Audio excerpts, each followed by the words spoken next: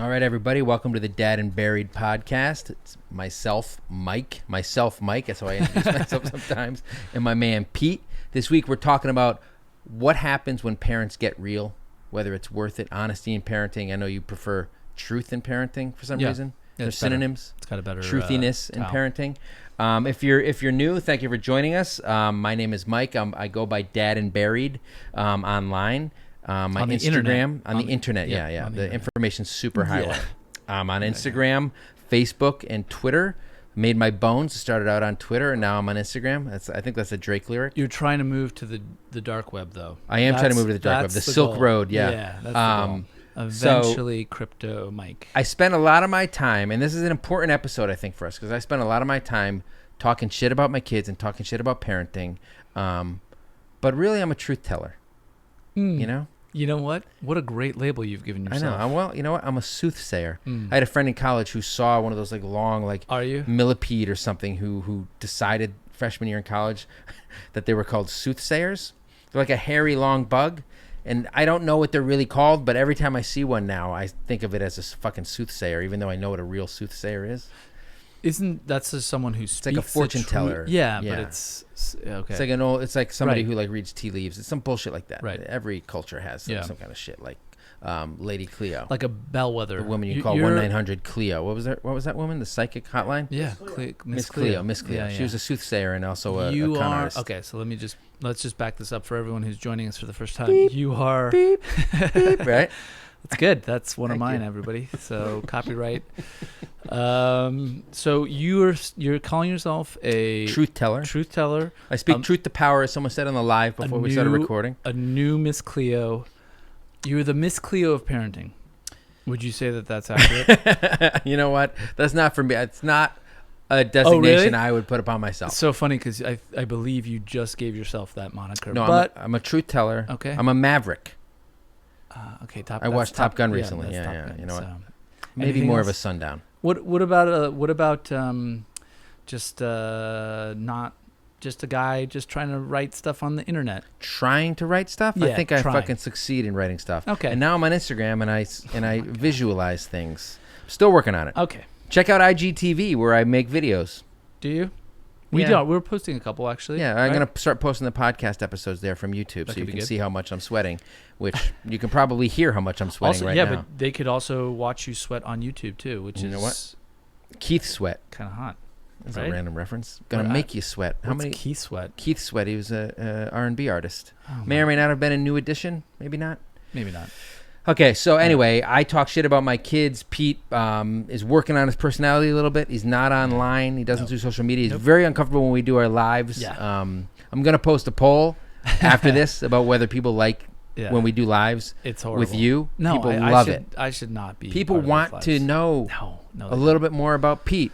All they need to know is that there's two angry dicks that are pissed at their kid, that are pissed at parenting and want to bitch about parenting it. sucks. We're also pissed at their kids. We love You know our what? kids, I but love they our make kids, us but angry. sometimes, god damn it. So, look, I talk trash about parenting and about being a parent and about my kids. I was gonna say lightheartedly, but I'm not that lighthearted. Yeah, sometimes it gets pretty real. It gets pretty real. Well, I Gets like to be real, real, and that's yeah. kind of the point of this episode, We're the right? realist. So we're gonna get into it.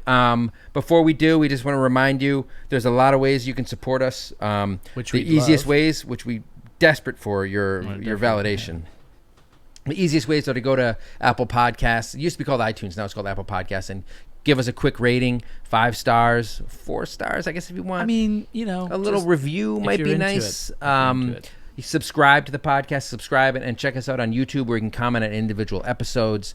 You can rate us on Spotify too if that's Yep. where you happen to listen to us. Absolutely. If you have some pocket change hanging around, feel free to throw it towards us on Patreon. We have a handful of patrons we're going to talk about in a minute. We have some merch on shop.spreadshirt.com/dad-and-buried. I'm sorry about that. We're working on it. And in fact, from July 31st to August 4th, if you use the code SummerSun15, 15% off everything. Oh, what? Sarge, if you need another coffee mug Please, guys, I'm or taking a advantage tote of this. bag, I don't know what those bags I'm are getting called the with like the strings that tighten them. Yeah, you know what? Those aren't totes. You basically have to be able. whatever it is you're doing, you basically either making a mixtape of some kind if you're wearing one of those, or you're an 8-year-old kid. It's Or hard no, to tell. you may be going to the gym or playing some hoops. If you're going to the gym, you're probably going to be selling some drugs of some kind. That is inflammatory. Do you know what I mean? Of those strung. And do you have those that kid's bags? number? Yeah. I'm sorry, his That, pager no, number. no, seriously, that 8-year-old's Wow. pretty shifty. All right, so forgot what I was going to say. You threw me off a little bit. Well, that's what I do. That's what I'm here for. That's what Just you to do. You're great at it. Cause dead air. So we do have a handful of Patreon supporters. We just want to shout out real quick. On the single dad tier, we got Chris Coleman, David Tuttle, MS Babayan, who's just tried Little Bites, the mini muffins for the first time. And or I'm sorry, she hasn't tried them. She's tried to give them to her kid. My kid subsists on them. We talked about picky eating last week. We're going to get in some comments about that soon. We got Barbara Geiger on the dad bod tier. What's up, Barb? She's also known as Funky Fee, if you want to give her a follow on Instagram, although maybe she doesn't want a huge following.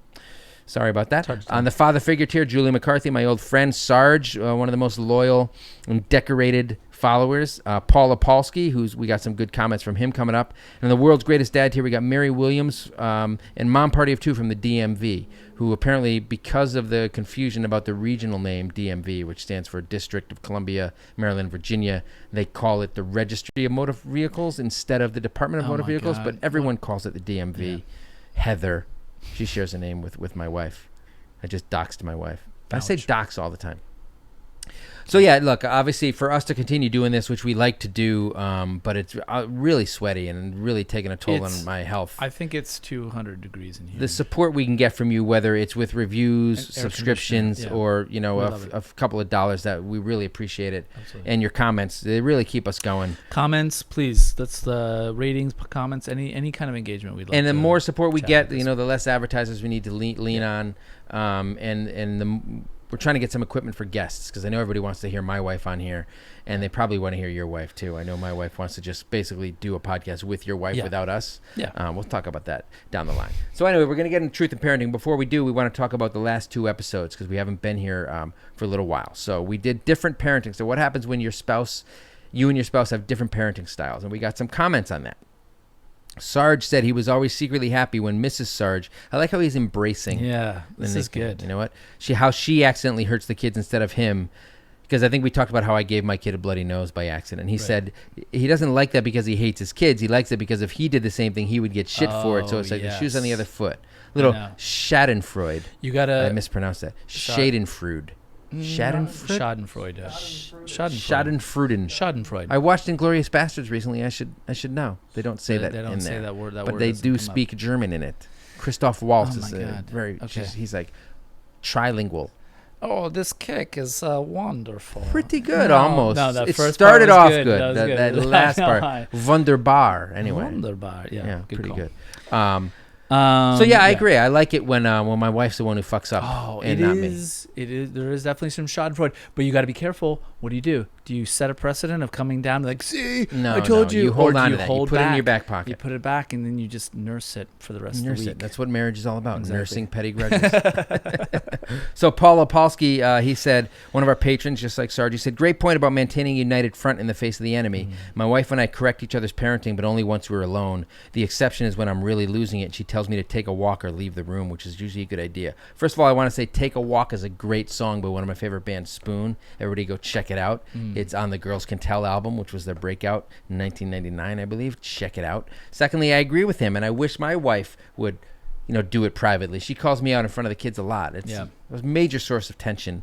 I'm not saying I'm not wrong and I'm not worse at parenting, but it fucks it up when she calls me out and then a couple days later the kid I know. Kid and then pulls that out of his thing? pocket and calls you out for what your wife called you out on. That's when you know you got trouble. This is some trouble town. Oh my God. So MS Babayan, another patron and a very loyal commenter, says, just to clarify, totally was not a brag. I don't know what she's talking about. Do you?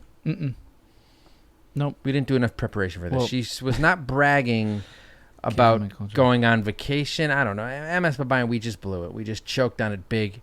Hopefully you're not choking on those mini muffins, those delicious little bites. We also talked about picky eaters. Yeah.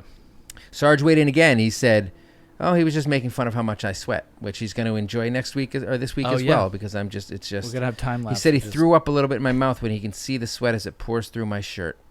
You know what? Enjoy. God damn it. This is Sarge, a little gift. Don't call me out. It's a little gift for all of those. Just go check us out. He said it doesn't help that YouTube. when Pete basically hides in the corner. You know what? Yeah, I'm kind of. You're a leaning back. wallflower. I'm kind of leaning back. I'm going to lean in. We appreciate the word from Carrie W., who said the Picky Eaters was our best episode by far, or so far. Not by far, barely, because there are a lot of great ones. But we really appreciate it. We got a lot of good feedback on the Picky Eaters episode, I think mostly because kids are assholes when it comes to eating and almost everything else. And if you haven't heard that, check it out. Give it a listen. Give some others a listen. Let us know what you think. And she said she really liked listening via YouTube, like you. She's one of those weirdos. You know what? I do that. I'm a YouTube listener. But she disagreed about how you were a nerd about giving your kids Lucky Charms. She's like, it's a childhood rite of passage to give your kids sugary cereal. I agree. Your sugary cereal was cinnamon toast. No, you said honey whatever. Sugar Honey. Smacks. What is it? No. Honey Nut Smack. Cheerios? No, Smack. Anything with the word Cheerio in it is not a fucking decadent treat. It's not, but you Cheerio. don't even understand. We've graduated to everyone just gets Nutella waffles now. We talk about that. I hope everybody just understands when you repress, it comes out the other side. It's just like, okay, now everyone just subsists on chocolate waffles now. Cool. But here's what happens: you don't give your kids Lucky Charms, and 10 years later they're hooked on meth. That's that's the trajectory. That's actually how the government has done studies. That's what Reagan did, I think. Yep. All right, so we're gonna get into the nitty gritty, what it's like to be real about parenting, the pros and cons. Yes. Right after this.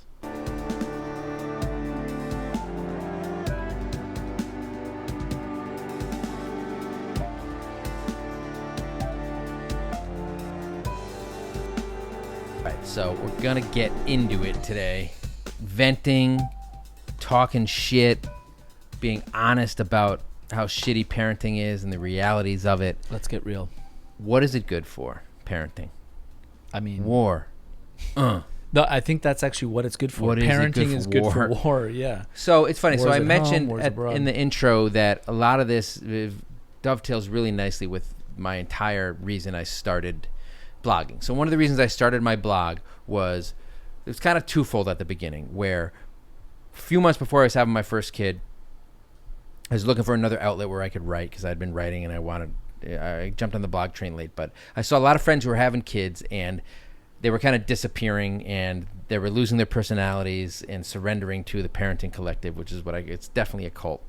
It has its own set of terminology. Yep. You change, you're enthralled to some fucking weird figure, and their social life is gone. And that was one part of it. I wanted to keep my social life and my personality. The other part of it was most of the shit that I saw online, especially back then, was very much everything is hunky-dory, everything is beautiful, everything is great about parenting. It's the greatest thing ever, #blessed. Yep. And I was like, I don't even have my kid yet, and I know that that's not true.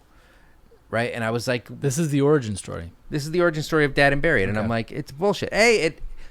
It's more fun to be sarcastic and cynical and a dick, and it comes more naturally to me because I'm sarcastic and cynical and a dick. Right. Parenting lends itself very easily to that because it's not a shitload of fun most of the time. Right. So, and even now, what's funny is a good almost 10 years later since I started that and I had that idea, it still resonates with people. There's more and more people who talk shit. There's more and more ways to do it on Instagram and write like funny jokes where you briefly talk shit. Not as many people do the long form thing where I like write a long screed about how I hate being a stay-at-home dad and it sucks, which is what I wrote a couple of weeks ago. Well, so that's what really triggered this whole That's thing, what really triggered this recent version, right? So I posted that and I got a lot of fucking blowback. From one woman said that if you complain about parenting, she said when she was a single mom and she never complained about parenting, and if you complain about parenting, you shouldn't have kids. And that is antithetical to my entire perspective. That's bullshit. What's really funny is a lot of people responded. I posted that this woman had said that like in one of my Instagram stories, and somebody responded and was like, is this woman literal Jesus? Right. Like she's lying because she definitely has complained. It must have taken it's impossible not to complain. But that's what one of the things we're going to talk about is the benefits of complaining and how it helps connect you to other parents and how it level sets, right? As we were talking about before this, brings down expectations. It makes you realize you're not alone.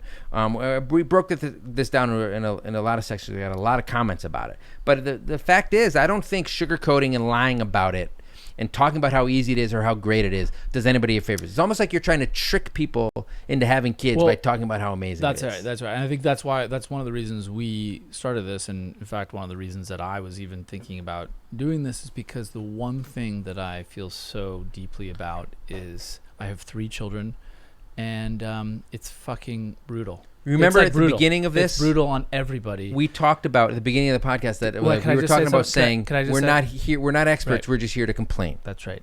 But can I just say that? No. Okay, good. So when we had our 3rd kid, it was me and you? Yeah, you and I. When we had, remember Greg? Greg Dead and Buried. His last name is Dad and Buried. Wouldn't it be Greg and Buried? Well, there's also slash. It's Graig, right? Graig. Yeah, or is it Greg with 3 G's? There's a couple hyphens in there, and there's a backslash. You love hyphens. Yeah. Well, but no, when my wife and I were gonna have our 3rd kid, when people were like, well, why would you do that to yourself? Yeah, I said because we were really getting along, we were having a great time, and we hadn't fought in over I think about a month. It's and stale. It was like, this feels weird. Yeah. I want to start arguing over, is this your glass that you should put it? Should I put it away? Do you want me? Who's changing this diaper? Why don't you tell me if you want me to turn. wash it? Why don't you just let me know? You know, it's like, okay, yeah, exactly. That's why we need to bring the spark back. Exactly. We needed to bring a little bit of that. That's the same reason. That's the same reason that sometimes What's the opposite of joie de vivre? Sometimes I will empty the ice tray. Yeah. And then I'll just leave it.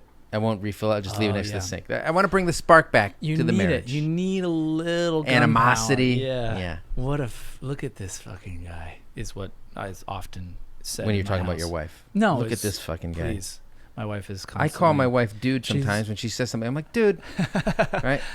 Dude. All right. So this is one of the things that children bring, because before it's all like, where are we going to go to brunch? Right? It's all brunch and... before kids? Yeah, it's all brunch and what else is there? I don't even know. I can't even remember that far back. Brunch and like sex in the kitchen. I guess. Whenever you fucking want. Yeah. Somebody emailed me years ago on my blog and said, I'm in my 20s and I don't think I ever want to have kids. Can I be happy without having kids? Yep.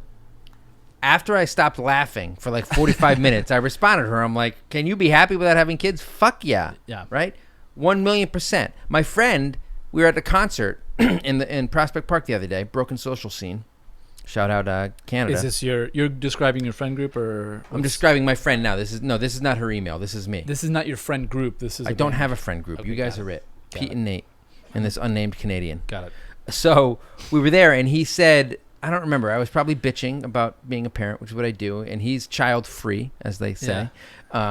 And is not going to have kids at this point. And he said, the freedom, he's like, I love the freedom, but every once in a while, I feel a little bit of an emptiness. And I said straight to him, and I tweeted this recently, I said, what I wouldn't give for a little emptiness.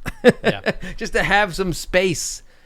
Something that you're not worried about your kids all the time. This shit isn't your life. You're not fucking stressed out.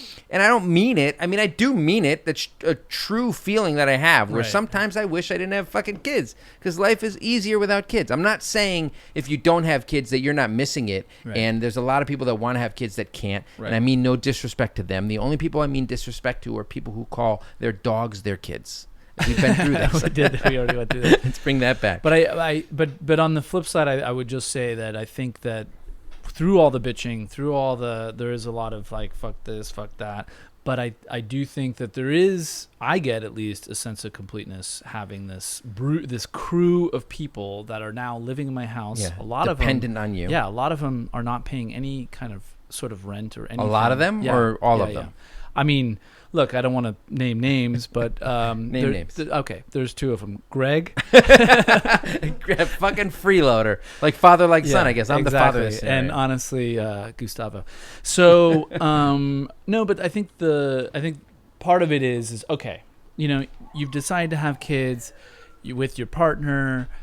It's for all intents and purposes, it's been a good thing. It's a great thing. But here's the deal.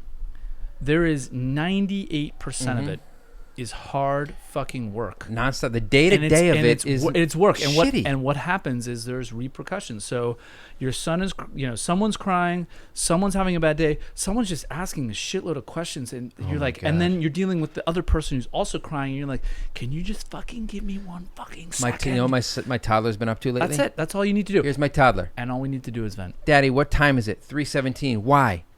You know I can't answer that question because of the rotation of the fucking earth. I don't know why it's 3:17. All right. So look, I don't want to make it seem like it's back. not all about like me wanting to be the truth teller or the soothsayer, the right? new Miss Cleo of parenting. There's a big benefit to me, and we get into it. I think one of the benefits of venting and being real about parenting is the stress relief you get from it. It's one of my major stress relievers. And I said this on Instagram. I posted something on Scary Mommy. Yeah. They posted a meme about how if you bitch about your kids, it doesn't mean you don't love them, which is my entire mission statement, and I should sue them for fucking plagiarism. Somebody was like, and I wrote on it, I'm like, it's stress relief. It's great. And somebody was like, there's other ways to get stress relief. You know what? To each their own. Yeah. Right? Yeah. I don't fucking bitch on you for going under the bridge and shooting some heroin into your veins. It was Anthony Kiedis. I'm sorry. Okay. It was the person who. Yeah. Got it. I mean, you know what? If you want to go to the gym and eat healthy and like live a really productive more power life to you, man. I don't want to hang out with you.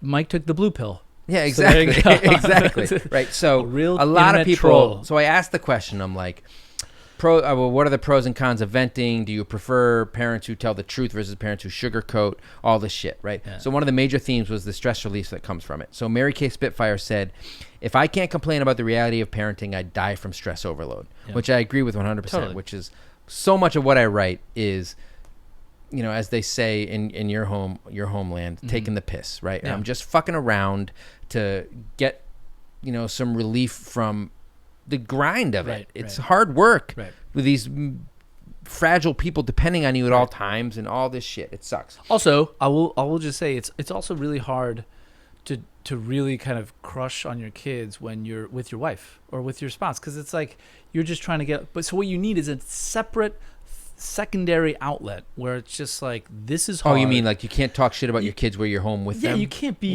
Yeah, it's not that's not a fun conversation.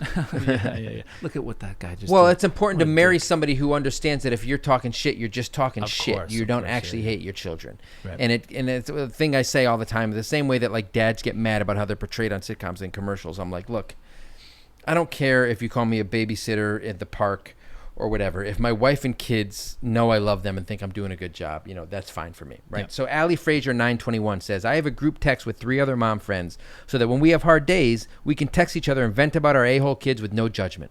She's like, I don't think I could have made it through the first 6 years of motherhood without those bonds. There's no way. The entire reason I have grown a community is that people appreciate the fact that whether they think I'm telling the truth or not, it's something that they appreciate hearing because it's hard for a lot of them to say it. Well, that's what I'm saying. You can't just necessarily come out and be like, look at this fucking dick over here. Yeah. What a fucking bitch ass. Just constantly asking the same fucking question. Won't sit down. Oh, he wants a show. Look, he hasn't finished his dinner. If you're he's with walking the wrong around, person, he's playing with his Beyblades. Fuck out of here. Beyblades. If you're with the wrong person or like a friend that you don't know that well yet, and you talk a little bit of shit about your kids, and they're like taken aback. We're not hanging out anymore. Sorry. Yeah, I mean, if you can't... if they can't tell the difference between you just like venting and like I don't hate my kids just because I say he's a fucking dipshit. Guess what? All kids are dipshits. This is the worst thing you can do because it's a story about a story, but a friend of mine was at a party and basically said, my kid's being a total asshole. And the person he was telling... it shut the whole conversation down. The person's like, what's wrong with you? And then my friend said, what's wrong with you? And then there was a huge gang fight, but then it turned into a dance-off. Anyway, back to you, Mike. So that's funny. So I'm going to jump ahead a little bit. So Little Charmer 80, who was one of the MVPs of last week's Picky Eaters podcast, said that people who never break character annoy me. So she gave a scenario. She's like, you're at the park. Kids are being douchey, right? Maybe your kids are interacting. You don't know each other that well. So you make eye contact with the other parent, right? There's kind of 2 possibilities. Either you both roll your eyes and then start a conversation about how kids are assholes or what are you going to do kind of thing. Or you smile in support and they look away. Like you're testing the waters and they look away as if they don't think their kid's an asshole. Right. Like, you know your kid's being a dick. Right. I'm not blaming you or your kid because kids are just dick. Admit it. Yeah. What's the harm in like admitting it and acknowledging I the know. fact that your kid and all kids Right. are fucking pricks? They're Right. like little cavemen. They don't know how to behave.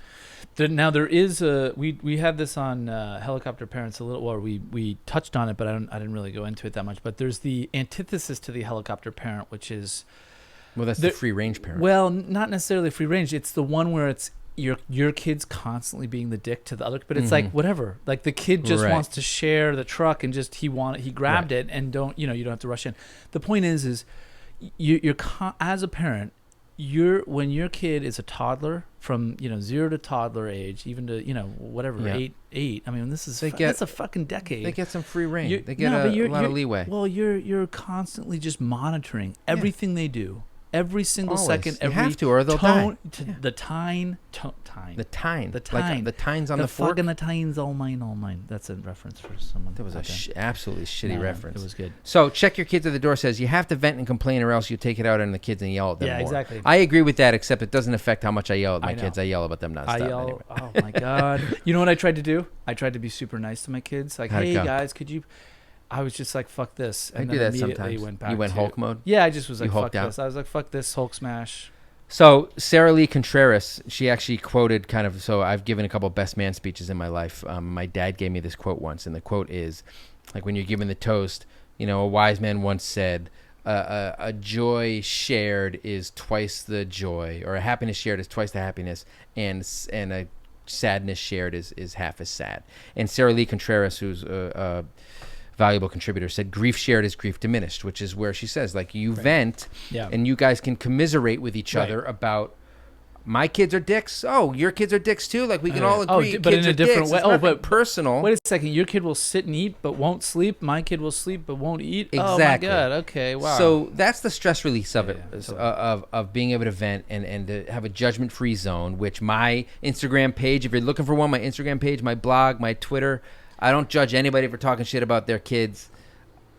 What about you didn't mention your Do Facebook it more than page. anybody. My Facebook page as well. What if you about would like your to go there. TikTok? I don't have TikTok yet. I'm too old. Fortnite dances? Okay. I've never played Fortnite in my life. Okay. And I don't dance. So anyway, Paul Opolsky, Yeah. one of our patrons, said that after I had my kid, so this is the dark side of that. After I had my kid, I thought complaining wasn't okay. It really messed me up mentally. He got rid of Facebook because he couldn't stand all the fake happy parents. Totally. Like the fake happy all the time parents.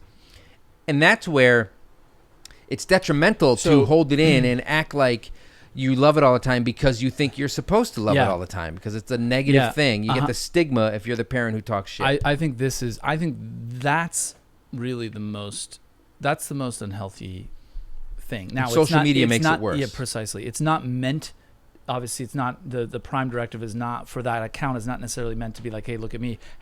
But in some ways it is, and that's what's kind of fucked up. I just stumbled across, and this is like last week, I just stumbled across this account of this couple Dad that and lives. Buried? No.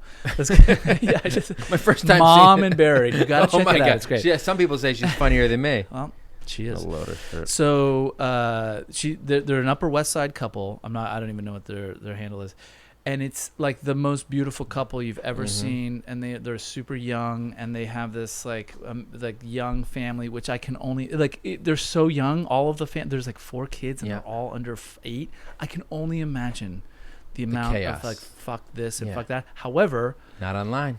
everyone looks fucking beautiful. Yeah. Everyone's like, I love. They even did literally a video of them making pancakes, and I was like, fuck all of this because this is none of this. It's is true. it's a load of shit. There's 2 things. Either I desperately need their kids because their kids are the best. Well-behaved they are the kids best of all time. Yeah, and they can eat properly and they can sit or it was a total load of shit, and I was pretty much convinced that it was most likely a total load of shit. But that's the problem because like you can't look at someone else. When you look at someone else and they're having a great time, that makes you feel like shit. When you look at someone else who's like, man, this shit is hard, you're like, fuck yeah, it's hard. It's the same thing when you see like this is especially true for women. When you see like an airbrushed photo of a celebrity, or you think a celebrity, you're like, oh, this celebrity had 2 kids and looks great, and they look great in this movie. Guess what? They have a fucking personal trainer, a personal chef. Their entire job is working out so they look good on a 50-foot screen, blah, blah, blah. So I went on that cruise last year, that Royal Caribbean cruise. Yeah, we get it, Mike. Best vacation of my life. We get it. It was a media cruise, and there were a bunch of social media people on it. I don't know how I got invited. I wasn't even verified yet. I'm verified now, by the way. Blue check mark. Yeah, don't point at me.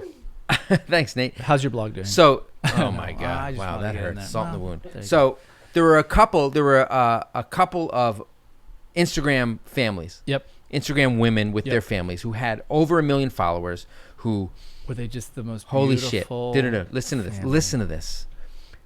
They sequestered themselves from everybody else on the trip. Right, they always hung out in the backs of the bus. I'm not going to tell you who they are. No, but we're getting some. There were 2 families that knew each other and were friendly. They lived in the same area. They have the same lifestyle. They're big time Instagram influencers, fashion, all that shit. Over 1 million followers. Yeah. All their photos are fucking picture perfect. Right. They are on the cruise. Right. They are on the excursions that we're on. They're all with us, although they're not interacting. They're only interacting with each other because the rest of us, the fucking hoi polloi, they don't want anything to do with us. Everything is fucking super staged and regimented, and their kids are fucking running around like crazy. It's all bullshit. At one point, one of the kids has like an ice cream cone, and it's fucking all over her, right? And the mom's like, make them take off the clothes because those clothes are needed for like their photo shoot. It's all bullshit, right? Their kids are just like everybody else's kids, but they have to put up this front of everything being fucking perfect. And I couldn't imagine anything. Why do you want to follow that? I couldn't imagine anything. No, first of all, I can't imagine a hell worse than having to fake that shit. Yeah, it's not fun for anybody. No, it's not. Your kids are going to be fucking damaged. I know. When I go out, I'm like, my kids are going to be damaged too, but for like legitimate ways, not for like bullshit Instagram celebrity ways. Although we'll see if I get close to 1 million. We'll see. Yeah. So there's a little Abalash 18 says that she thinks that not talking about like the realities and how much like the challenges and your struggles with parenting can contribute to postpartum disorder, which is another reason I think this is important, right? So like we're going to get into the solidarity section where finding your tribe and being able to relate to people who make you feel like you're not alone and what you're feeling is normal is big. If you don't feel it's normal, if you feel like you're a fucking shitty mom because you feel like your negative emotions towards, I'm exhausted. I don't want to have to change this kid's diaper. I don't want to have to get up in the middle of the night. This sucks. Guess what?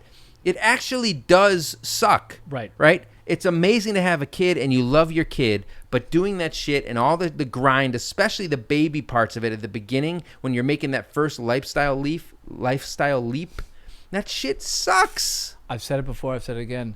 I'll say it again. The Geneva Convention says that sleep deprivation is a form of torture. There you go. And for, I don't know, what do you want to call it? 3 years, 4 years of your life? Yeah.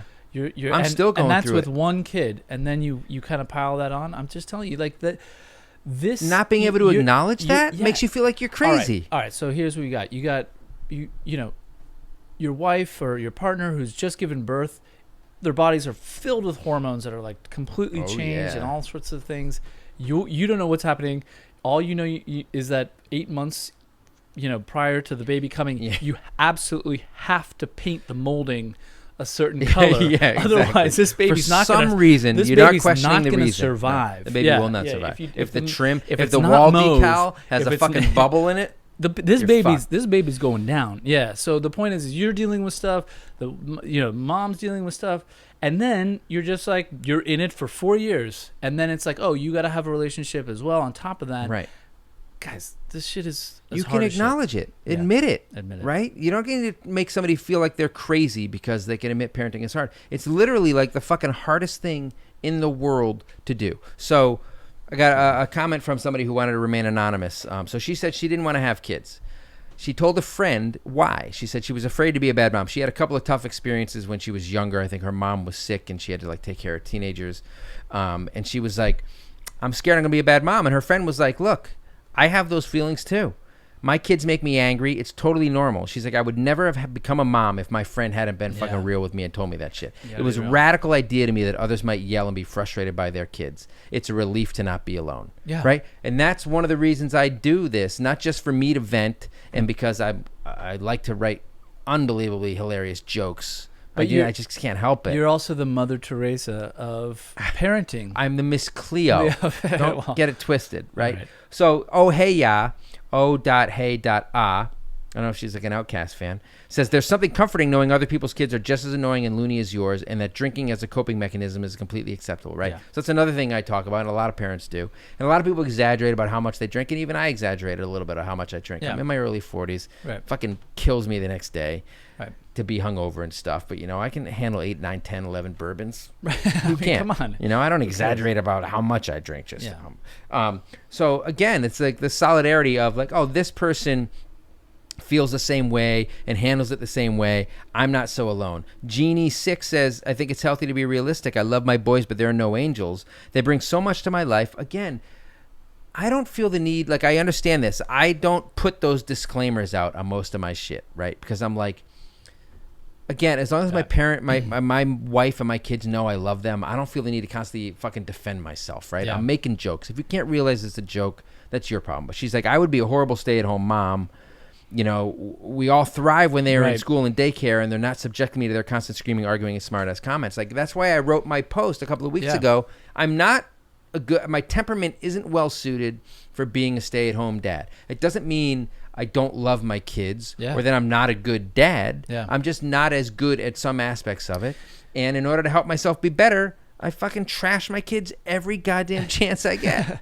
People, the stay-at-home thing, I think people do it for different reasons. Not well, in some cases it's necessity. Of course. Sometimes it's necessity, but other times, I think, and I feel for, I work in the corporate environment, and I feel bad when, moms make the decision to go back to work after a certain period. They feel really, stressed about it. But at the same time, they just know in themselves that being at work is actually helps them survive. Yeah, helps them survive. So my wife is going through that right now. She just went back to work. Yeah. And it's been tough because, my fucking toddler lays it on. I miss you. Don't go. That kind of shit. And especially it's summer, so they're both home, and my wife loves summer. Mama and Barry love summer and doing shit with them. And then she's at the door, and she's like, "Oh my god, I feel so bad." And then they immediately start screaming, and she's like, "Peace out, motherfuckers." Exactly. She posted a fucking Instagram story about that. She's like, look, it's tough to go to work. Yeah. Work is work. Even if it's the best job in the world, it's still work. And then in her Instagram story, she was like, "But, I just left the house, and they're all fucking screaming in my husband's face. Me being the husband, And were you able to say, "Have fun in your happy place," and your quote unquote? Well, that's what's funny, right? Because I've been there. No, I don't interact with her as little as possible when she's leaving in the morning. I stay asleep until she's gone, and then I get up. Yeah, which was the same thing. That's smart. When I went to work, I handled the kids' breakfast and got them up and got them ready for school and let her sleep as long as possible. Right. She has MS. I'm just lazy and a deadbeat husband. Right. But I've been the guy who goes to work and comes home and deals with the dregs, but I still like being at work, having adult conversations, not being home with the kids and having to fill their time all the time.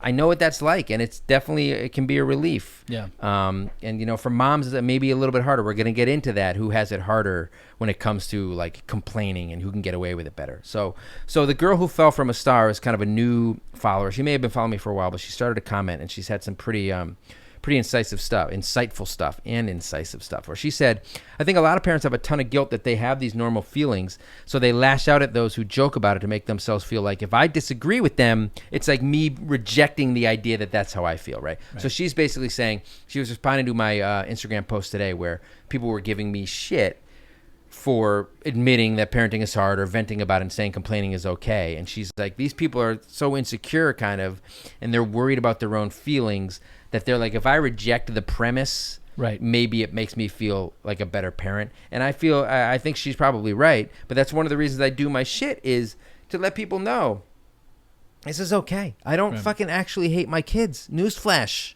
Yeah. Right? It is actually, that's actually is a newsflash. It is a newsflash. If you didn't know, people, I don't actually hate my kids. I just hate parenting. Okay. So Cato, till the cows come home, and I have a real problem with the Cato thing. Can Cato people eat cows? Can they eat meat? I don't know. Yes. We went through the food group. Yeah, of course. Yeah, definitely. Okay. So it's mostly meat? Yeah, it's definitely feed. She says, honest parents make me feel normal. I think it's essential to find another parent to vent complain to. And that's another thing. You need to find your tribe, right? So like we talked about earlier, if you're talking shit and the people don't get it, that can make you feel even worse. Which is why I think a lot of parents, especially like stay-at-home moms and dads, they've been gravitating to Instagram accounts and to Facebook pages and finding people who they relate to that way. Even if you don't know them in real life, there's the solidarity of, I can make this joke about my kid and this person's not going to judge me for it. Okay, so we talked a little bit about the moms that go to work, but then there's the moms that stay at home. And when those two moms interact, they come at it differently on the weekend, right? Do, so on the weekend, the moms that stay at home are like, fuck this noise. And the moms that have been at work it doesn't are even like, matter if it's just moms. But yeah, like my wife and I are dealing with this now. Right. Yeah. My point being is that the person who's been staying at home has the guilt, and the person, you know, I'm the same way. When I come, I expect to be handed 3 kids right when you walk in the door. Yeah, children, and I've just kind of, you know, it's taken a while, but I've gotten used to that. Yeah. And same with the weekend. So the point being is I'm at work all day, home at night, dealing with the kids on the weekend. There's basically, there's no hope, right? Like I said goodbye to that. Not and guess until what? Luke Skywalker You know was what? born. Alcohol. I found alcohol, and it was a wonderful. It deadens savior. the senses. Exactly. But the point I was going to try and make is that, you know, when and I've seen this is when my wife, who stays at home and is with the kids all day, and she's with, you know, when she has conversations with, you know, her mom friends that are at work, you know, they're very doting, and they're like, oh yeah, and they like really are trying to make up for it. Whereas my mom, she's just like, my I've wife, got my fill. I've got enough. it's just kind of like, oh, I don't really know. I don't really want to do that, or I don't really want to go there, or I don't really. So I'm at home now, and my wife has a little bit of the guilt of being at work. So like when she's home with them, she wants to like maximize her time and shit, and I'm just kind of like done with it. Yeah, maximize. I'm over it. Yeah, man. maximize away. Yeah, you take the kids. All the way to bed, it always involves me. Yeah, dinner, so bed, bath. Cat Flan 7 says that she's European, so complaining is just part of her life and another chance to bond. So I thought maybe you could relate to that a little bit. I should move to Europe. I'm starting to think that I might be European. So Baguera 8 says that parenting is hard and sharing it makes it a little easier, which is really what it all comes down to, right? Stress relief, solidarity, finding your tribe, right? So another aspect of this is the unrealistic expectations, right? So like we were talking about with those Instagram accounts or that Facebook account that you follow, the Upper West Side people. Was that Instagram or Facebook? Yeah, it was Instagram. They make it seem like this is how life is supposed to be, and you're somehow failing if that's not the case, right? Yeah, everyone's beautiful. Which is why honesty is so important, right? So Allie Fraser, 921, who we mentioned earlier, says she wants honesty all the way because she wants to know what to expect. She doesn't want to be surprised, right? And I agree with that too, right? So if you're about to have a kid and somebody's like, oh, it's the most amazing thing in the world, it's going to change your life for the better. Like, no, I understand that, but give me the details. Give me the nitty gritty. Yeah. Right, so the girl who fell from a star we mentioned earlier as well said every time a parent is honest about their struggles or anything about parenting, it allows other parents to not put so much pressure on themselves to live up to this fake idea of what a good parent is. If we all walk around saying our kids don't watch TV or eat happy meals sometimes, or we never get angry or stressed because they're such angels, then we all feel like we're failing a lot more than we actually are. Exactly. Right? So I don't understand. Sugarcoating doesn't do anybody any good. You're lying to yourself. Right. You're lying to other people. Are you trying to trick people into having kids so that they can like be as miserable as you? Well, what's interesting is, so I was just thinking about this the other day is, you know, divorce rates are actually slowing down. They're stopping. So when we were growing up, divorce rates. But aren't procreation rates slowing down too? Yeah, it's all related, I believe, because Probably. the point is if you 70s, 80s, 90s, you know, everyone is trying to put on this happy face, this happy face of like everything's fine. When I think you said a story when you were in your friend's basement or something, and the mom came home and was like, "Fuck," you know, was yelling at the dad. Yeah, it scared the shit out of you. It did. But the point is that's probably because that was the only way and time and place that she could had to come like out. let it loose, because she didn't have a blog, like a renowned blog that was verified on Instagram. Yeah, or even just like like a spray paint hobby where she could tag a. Well, she may have. I don't know what her street tag would have been. But I think that's really something that's kind of come into with the advent of social media, being able to talk and be a little bit more those folks that are more real and more open, I feel like have a better shot of being able to. It's funny because there are still a ton of those fake accounts, like the people that putting on a show that do really, really well, and I don't understand who gravitates towards them. Well, yeah, I mean, I think it's yeah, exactly. Like, this is what I want. Aspirational. Certainly. Yeah. I totally do believe though that you definitely need the antithesis of what we're doing, which is the positivity. But I don't. That's why I keep it lighthearted. I'm not just about shitting on my kids. That's right? Like I love my kids. They're very cute. The youngest one is very cute. The older one, I think, he's a little bit past his sell-by date. Let's be honest. But I think if you do it right, the love you have for your kids shines through. And the way I always say about it is the peaks are really, really high. Like the good parts are unbelievably good. Right. They're just rare, right? But they make the shitty parts, which are it's just a consistent drum beat, right? They make it worth it. Yeah, kind of. And I don't like to say that it's worth it because everybody has a different. I would say they make it less shitty. I think the most important. I mean, look, it just erases the bad shit you felt for the last 3 days. Like one good hug from your toddler or one like cute bonding moment. You're like, all right, this is why I do this. It releases the endorphins, and the other shit melts away, and then it lets you're like rejuvenated for the next. Exactly. There's a base feeling of being complete, or like feeling at least very satisfied with your decisions, right? And then all of a sudden, I did the right thing. And then all of a sudden, it's like, no, honestly, I didn't. You're hugging too tight. Exactly. Let go. My neck. Oh, it's bedtime. God damn it. You're on my nads. Yeah. So another interesting aspect of this, Catflan7 says she likes realness and facts. I want to know about your kid shitting on the rug and what carpet cleaner actually fucking works for that. Right. Right? Like, I don't want to hear, oh, my kid never shits on the rug. No. If your kid shits on the rug, fucking tell me the truth and tell me. I'm not going to be like turned off. I want to hear about your miscarriage, your postpartum anxiety, and how you managed, right? Yeah, exactly. Pretending you don't have those feelings doesn't do anybody any good. Keeping everybody in the dark isolates yourself. And when you were to share this stuff, it removes the stigma. Guess what?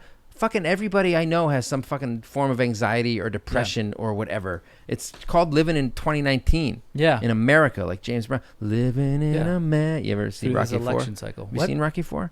Yeah, come on, dude. I've seen all the Rockies, but I don't remember any of them. They all seem the same. You know what I mean? God. After a while. God Paulie dies in one of them. I don't know.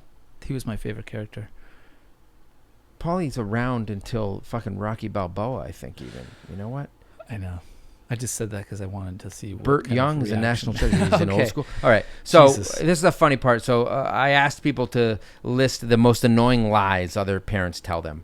Stuff that maybe they realized were lies after the fact, right? So read, teach, shoot, who I was nervous might be like a gun enthusiast, is actually a photographer.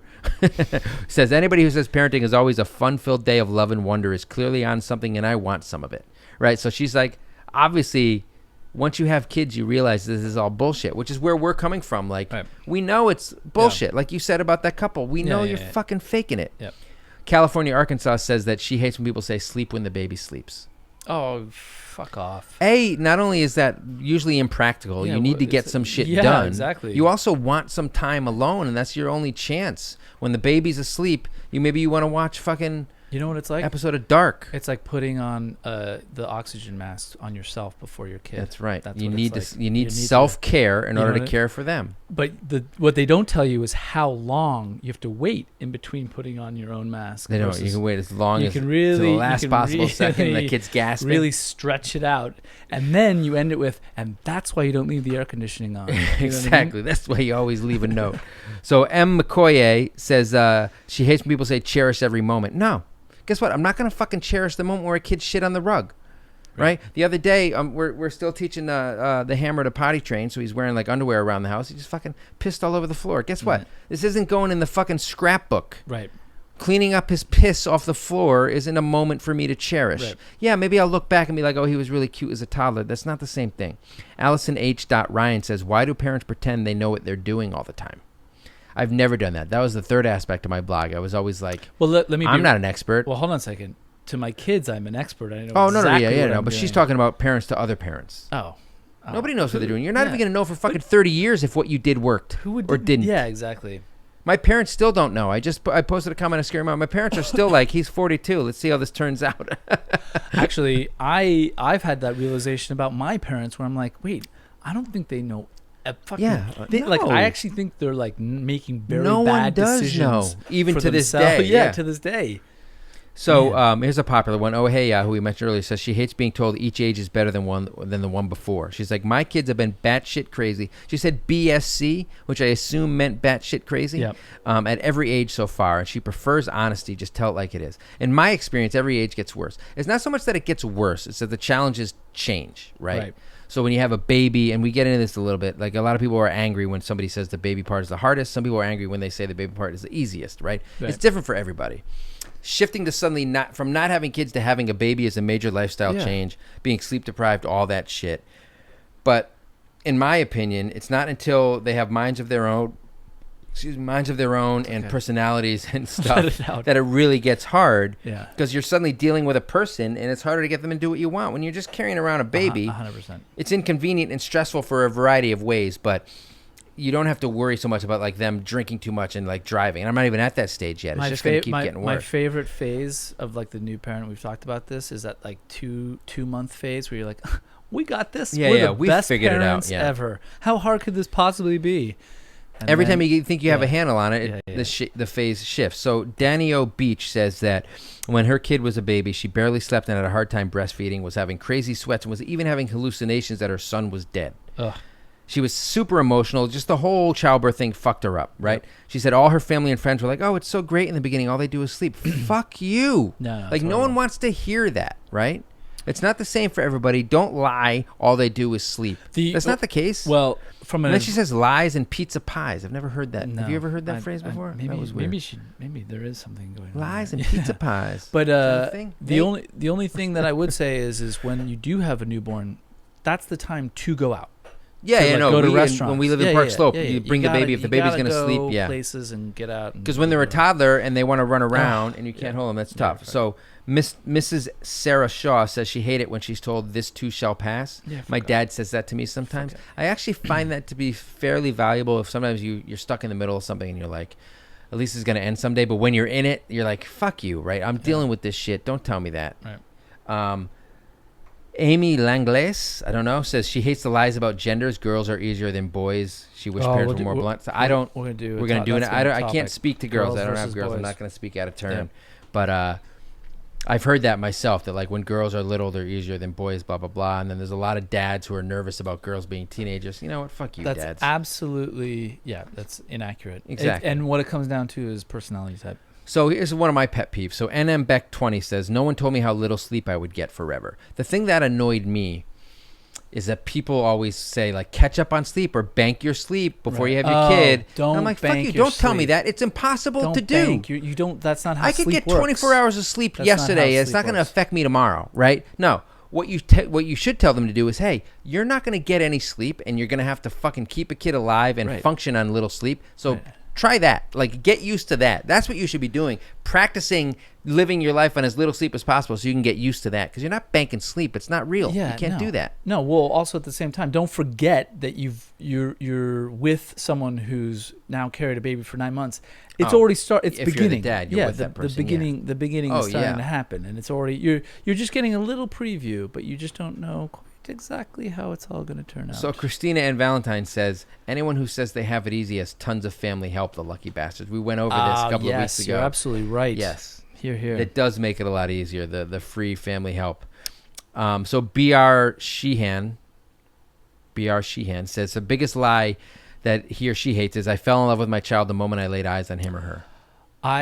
This is so important. This is so important because purple blobs. Yeah, I had almost no connection to. I think it's different for dads. I wrote a blog post about this once about how it's okay to hate your baby was the provocative title of it. Yeah. Being like, moms have like, of course, 9 months biological on ramp. Yeah, exactly. We fall down an elevator shaft. Yeah, there's literal hormones that are released in both you. They're the same body. Yeah, and then when the baby latches on, it becomes like a symbiotic relationship. It's amazing. It's for us. It's like we don't have a baby, then suddenly we fucking do. Yeah, exactly. Right? You can read all the books you want. The reality hits you like a fucking slap in the face. I remember being. I don't have a problem with not liking the kid that much. There's no personality for months. When my eldest daughter was firstborn, literally in the hospital, firstborn, I remember holding her and asking my wife, "Do you want a sandwich? Are you hungry, or can I?" Because I actually would. I'm gonna head out. I'm gonna go just quick to run and get a sub, real quick. What kind of sub were you gonna get? Meatball? Just a little meatball sub, and just maybe I'll eat it over the. My wife offered, like, we were gonna order some food today before I left, and she was like, "Do you want a meatball sub?" I'm like, "It's fucking 95 degrees. I don't want a meatball sub right now." I'll take the matzo soup. Is what you said. I've had matzo soup. Do you like it? Yeah, it's great. Okay. So Sarge was one of those people that says he hates it when he makes like sound like babies were the hardest thing ever. He's like, no, it gets worse with age. Just wanted to give Sarge another shout out because we don't talk about him enough except constantly. Yep. Lego 1311 says it gets better. Fuck no, it just changes, and your ability to deal with it changes too, which is totally true. Everything changes. Every time you think you got a handle on it, it changes. There's something new to deal with.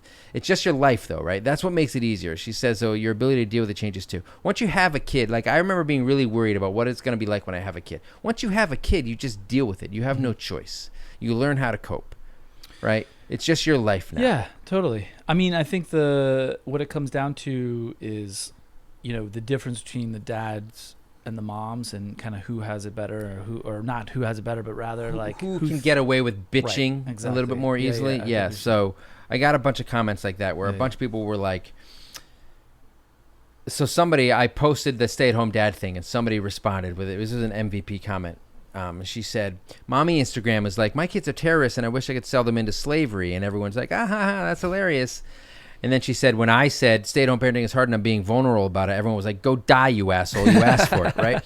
So a lot of people were saying like it's harder for moms. In my experience, I get a lot of flack for being honest and real and talking shit. Right. But I get a lot of that flack on mom pages sometimes, I think, or from moms, because I think they don't have it as easily as I do, right? They can't bitch as easily because you're supposed to have that bond, that profound bond with your baby from day one if you're a mom. Right. And if you do talk shit, so Buttercup Morena says, I think it's harder for moms because society expects us to be submissive and totally devoted to our kids. We're supposed to take care of them and not complain. She even said that some people said to her that she complained too much about having kids for somebody who was like, because she cried and begged to be pregnant. Right. And then when she had the kid, she was complaining. People were like, what the fuck are you complaining for? That's bullshit. Yeah. Right? You don't know what no one knows really what they're getting into until you actually have the kid. It's like in Pulp Fiction, John Travolta says to Uma Thurman, you got to promise, I'm going to tell you something, you got to promise not to be offended. She's like, no. She's like, I can't promise not to be offended. I don't know what you're going to say.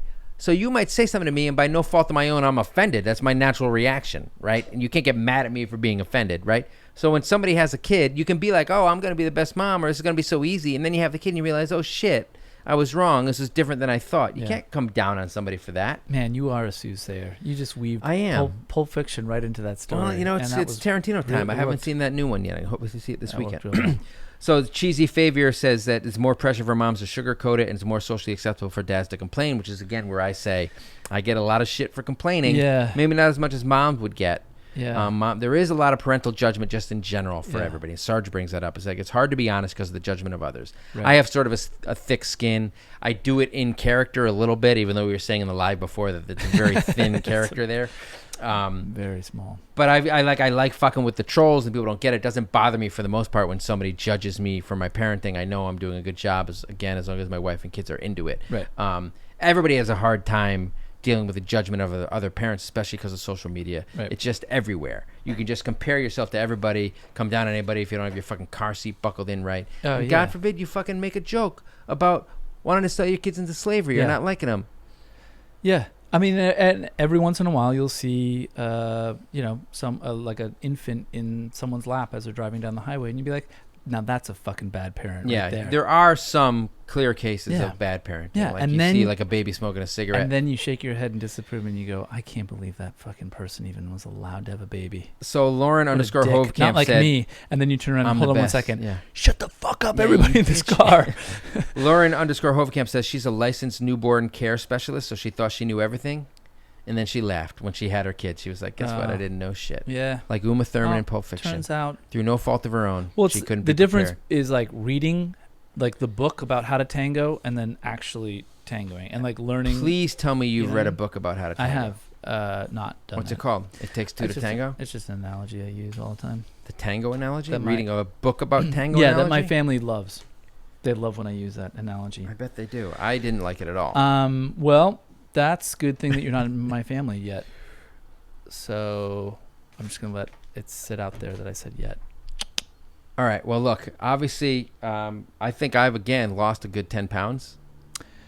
It's okay. Yeah. Because of the sweat, not because the venting. Got it. That would be nice, though, if venting relieved stress and also I believe it does. I think I cause some said weight loss. I always feel about 10% better. Divesting the after I do one of these. burden makes you feel better. Yeah, I feel about 10% better after. The point is, I love venting. It's a stress reliever for me. I think it's a stress reliever for a lot of these people. I think it has a lot of benefits. I don't think sugarcoating does anybody any favors in any way. Nope. If you want to do more venting, come over to my Instagram.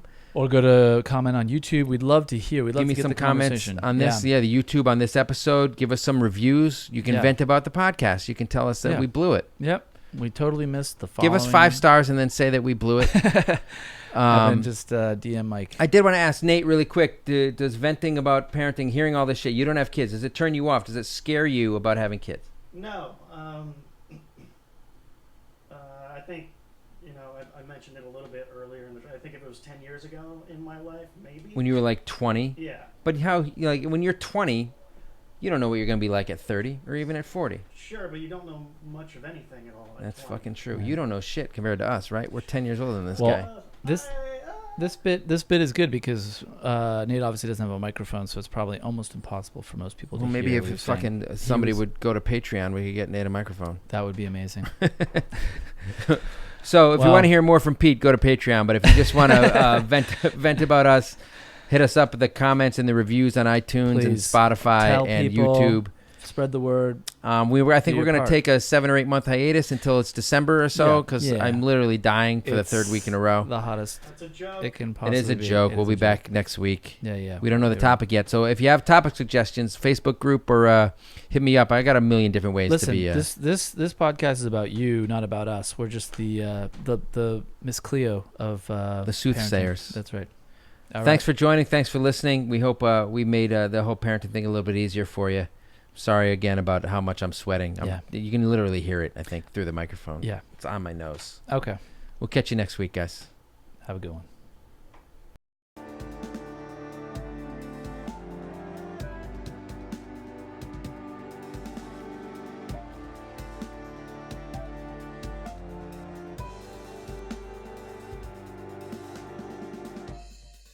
I don't know why you would still be watching This Isn't a Marvel Movie, no matter how much I look like Paul Rudd, which you can deny it all you want.